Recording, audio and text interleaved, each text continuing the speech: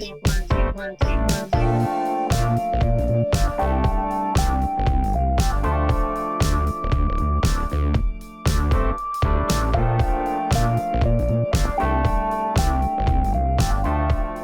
from Tokyo, my dear friends. This is Daisuke, and I very much hope that this video finds you well and in very good spirits wherever you are in the world.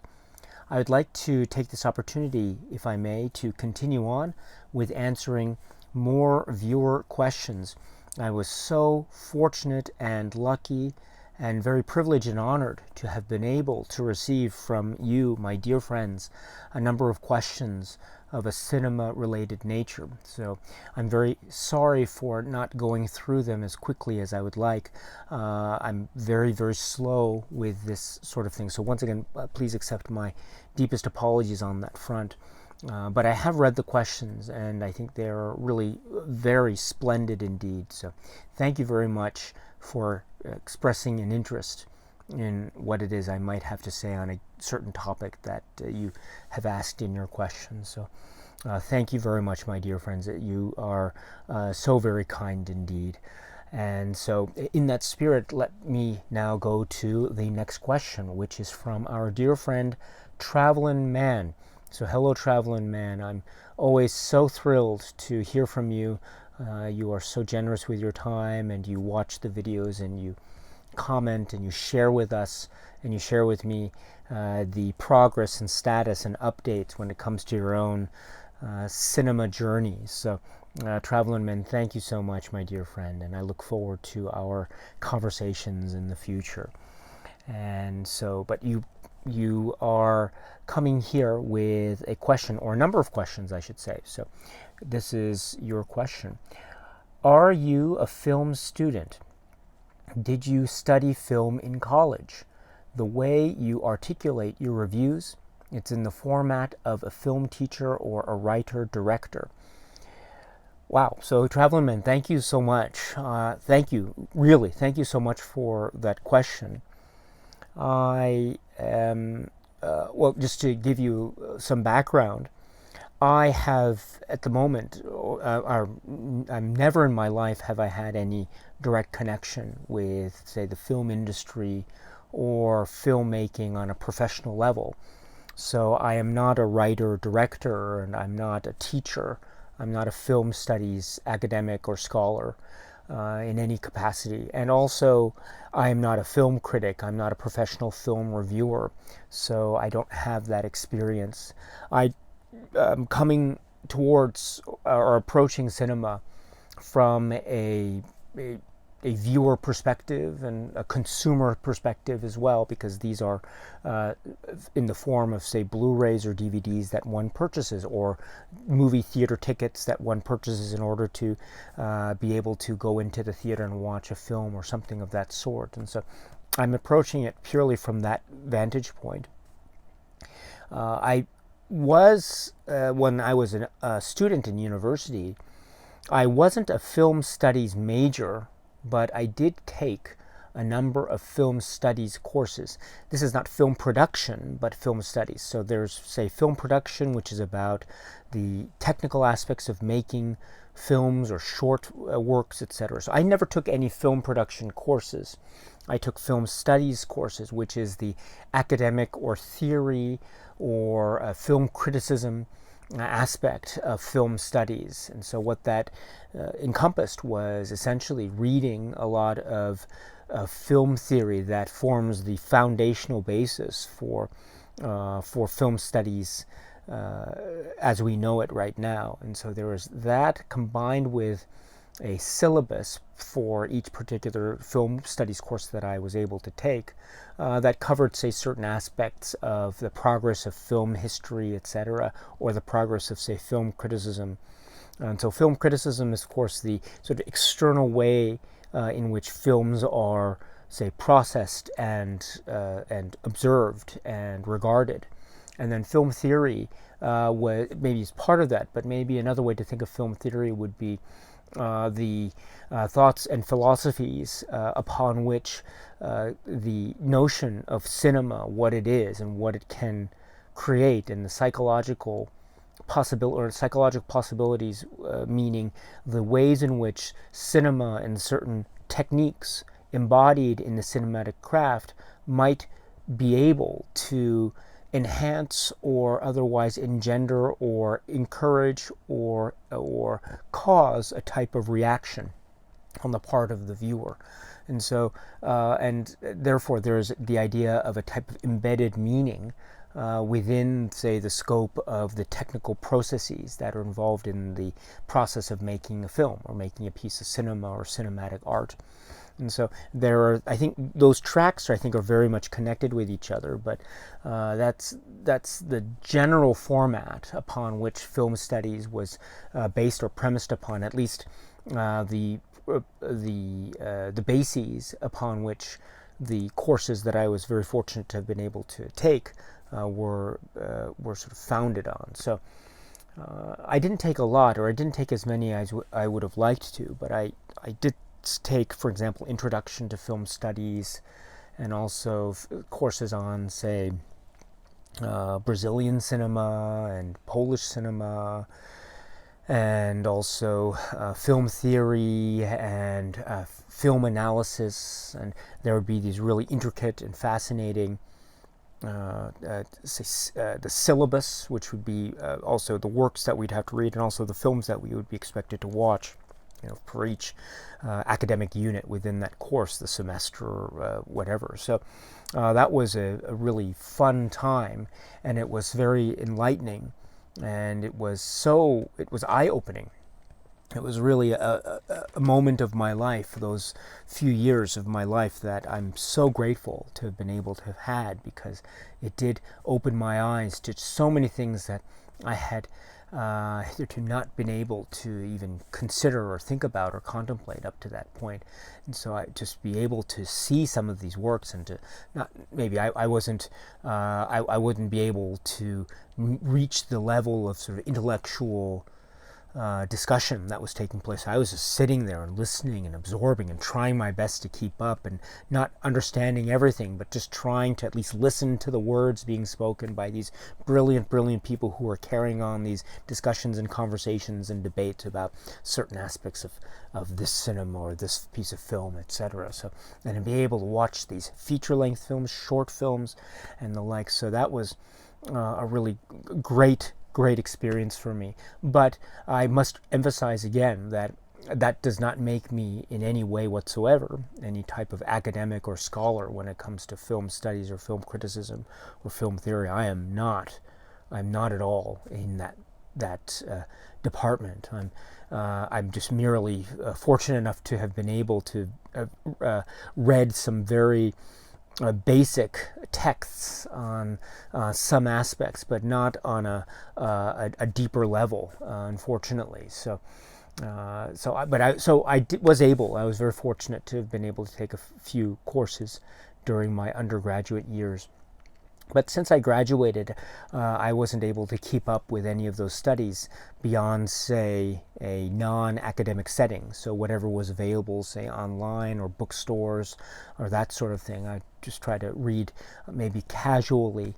And then, of course, that would accompany my own cinematic journey going forward throughout the years. So speaking of the question that you asked about being a writer-director, I've never been directly involved in the film industry on a professional basis. So when I was in college, though, I was very interested in filmmaking and video making, and I did make. There was a period there where I was very excited in this department or in this field, and so I would be making all these short little like animation things with there's a little camcorder that I had. I was just trying to make these little things animate or stop motion animation in a very crude manner, but it was very, in my eyes, a type of a wonderful educational experience, because it meant thinking a little bit about angles and lights, and on a simple level, of course, but still just having to consider those aspects that consideration was incredibly, that was fun, and it was very enjoyable. I wish I had I have I made a huge, there was a VHS tape, and I remember I made all these little short videos, these short things that were maybe, I don't know, 2 minutes or 3 minutes here, and I just packed them all on this one VHS tape.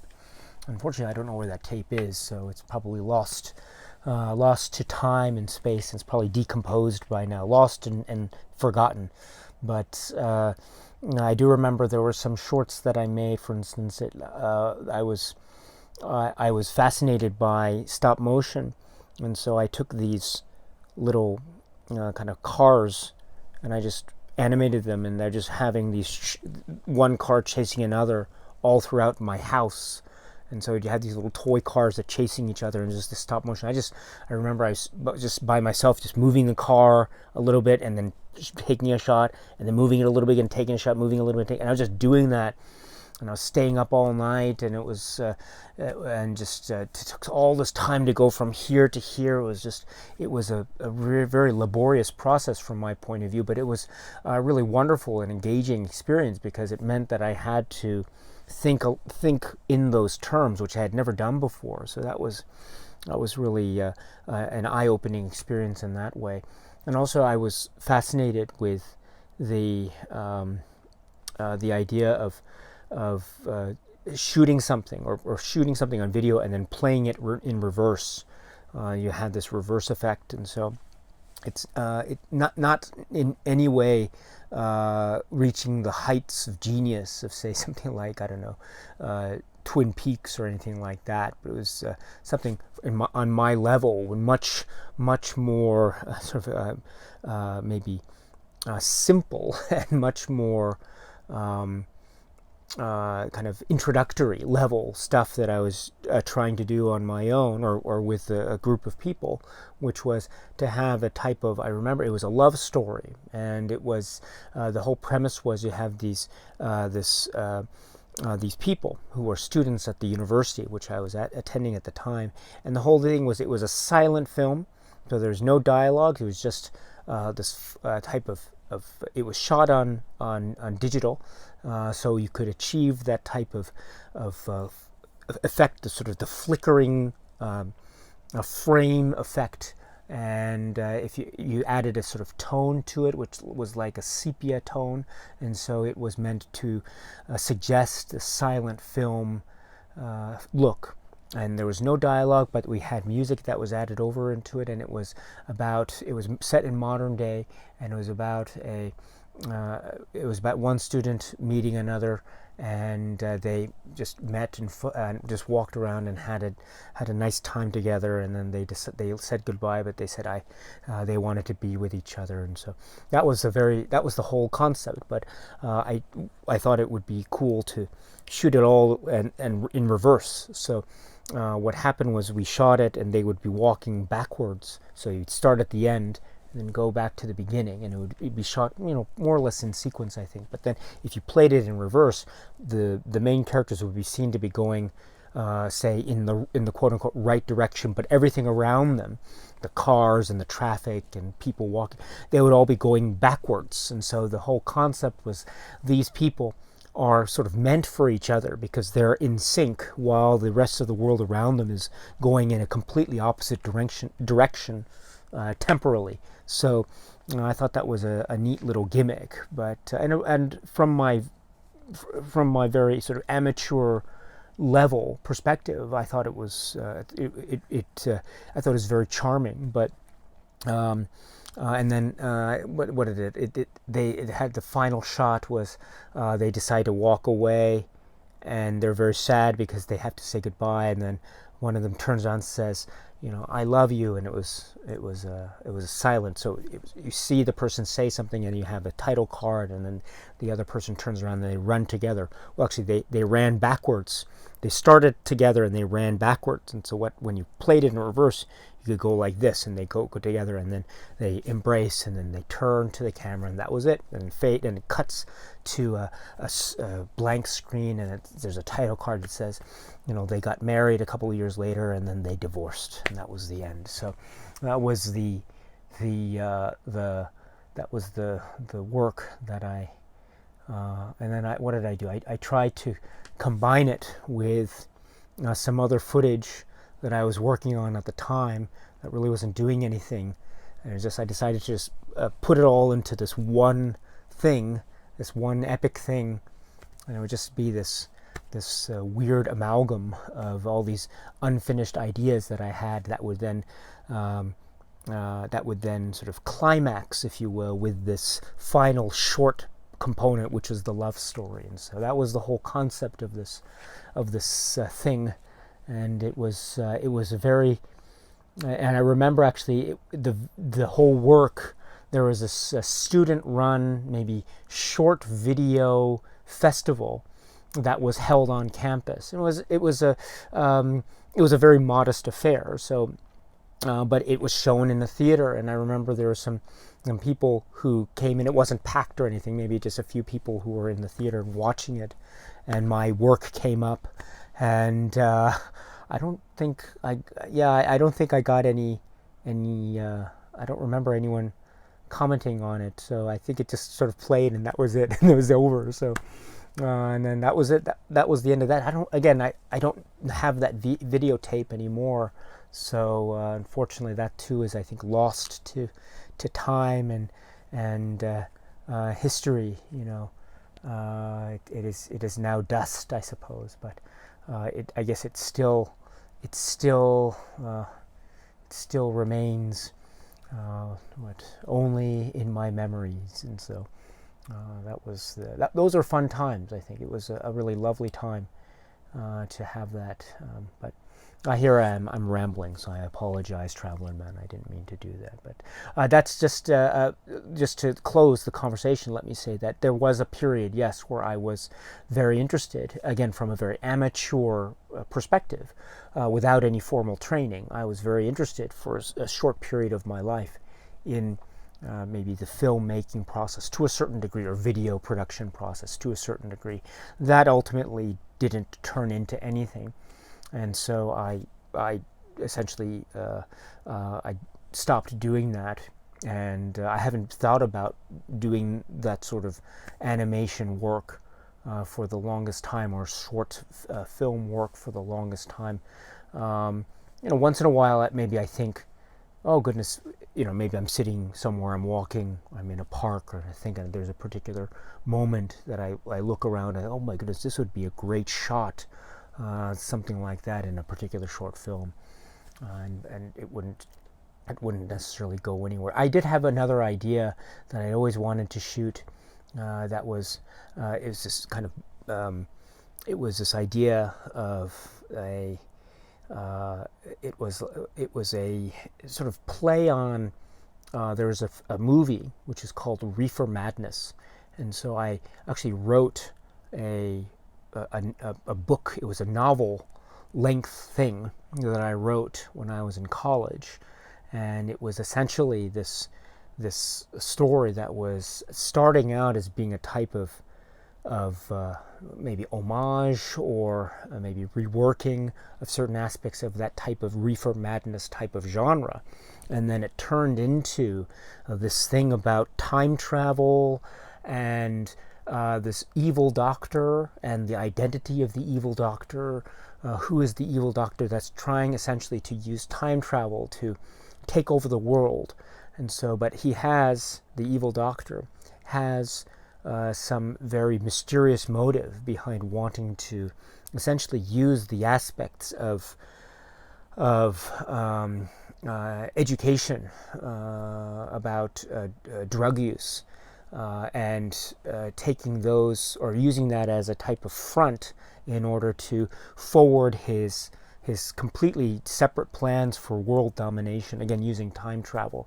And then the reasons for his time travel world domination plans are actually very fundamentally to do with his own family, and the idea of who his father is, and the evil doctor, and what his relationship is with the one of the heroes of the story, a young boy who is at sort of the central key to the whole mystery of this thing.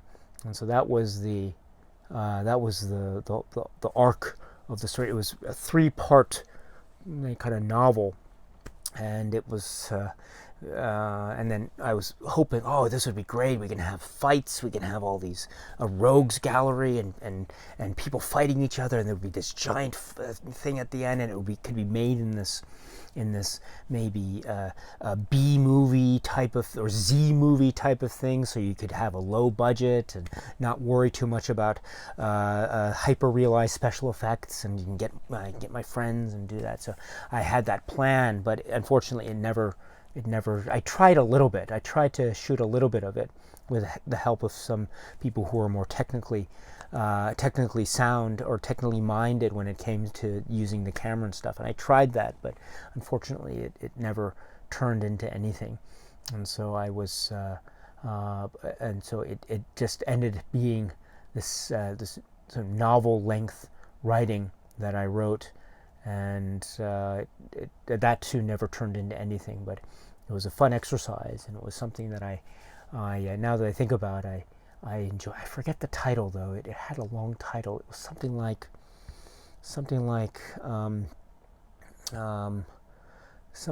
it was a play on Reform. It was something like the Rotten Rhubarb of Satan or something like that. So it was a play on that type of movie.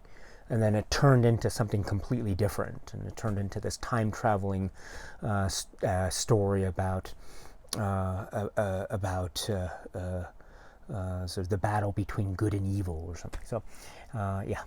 So that was my attempts at trying to dip my toe in the waters of film production during my university days. So, but fun times had.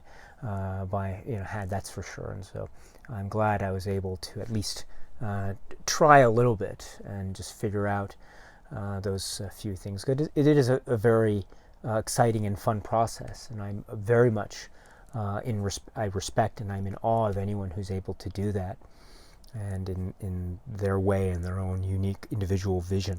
I really respect that. And so for anyone who is doing that at the moment, who is endeavoring to do that, you have my deepest respect, because I